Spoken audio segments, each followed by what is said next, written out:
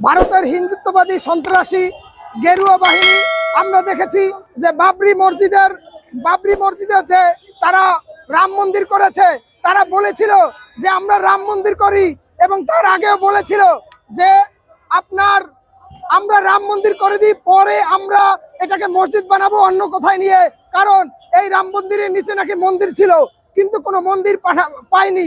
এরপরে তাদের সাথে মুসলমানদের সাথে যে চুক্তি করেছিল ভারতের গেরুয়া বাহিনী এবং মোদি বিজেপি, এই কুলাঙ্গাররা বাংলাদেশের দিকেও আমরা দেখেছি কিছুদিন আগে হস্তক্ষেপ করেছে, 16টা বছর হস্তক্ষেপ করেছে। এদের কোনো বন্ধু নাই, কোনো বন্ধু রাষ্ট্র নাই।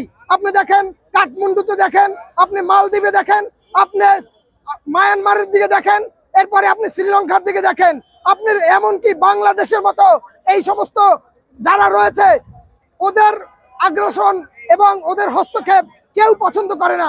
এই জন্য সারা বিশ্ব থেকে তাদের ব্যবসা বাণিজ্যে ধস নেমেছে, রেমিটেন্সে ধস নেমেছে।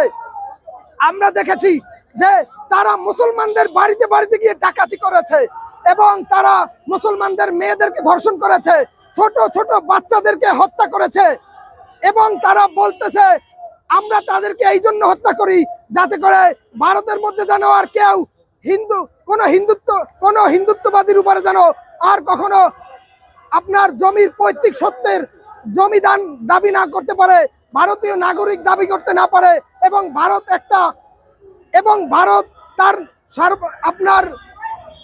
তার সার্বভৌমত্ব রক্ষা করার জন্য এই সমস্ত প্ল্যান করেছে, মুসলমানদেরকে মেরেছে। আপনারা জানেন যে সেখানে তারা নিরাপত্তা দিতে পারে না, আমাদের রাষ্ট্রদূতের কার্যালয়ে তারা হামলা করেছে।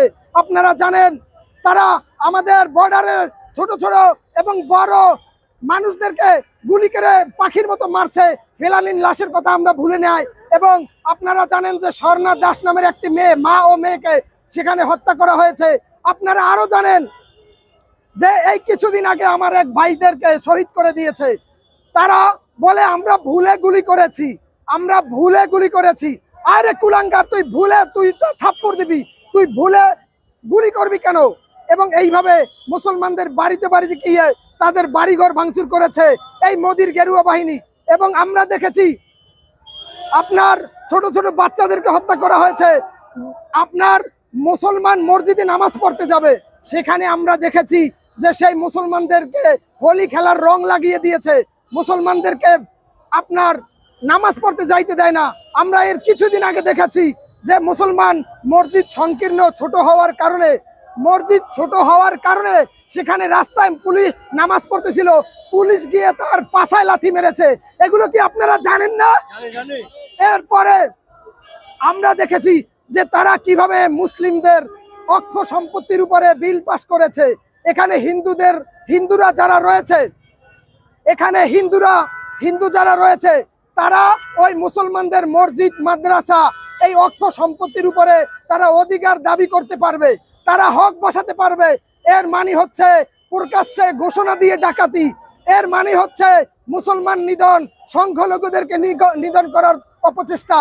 আপনারা জানেন তারা সেভেন সিস্টার সেখানে ত্রিপুরা, আসামে সেখানে আমাদের মুসলমানদেরকে হত্যা করা হয়েছে, নাগপুরে, কানপুরে সেখানে মুসলমানদেরকে হত্যা করা হয়েছে। এরপরে আপনারা জানেন যে এই মুসলমানদেরকে হত্যা করার মাধ্যমেই তারা ক্ষান্ত নয়।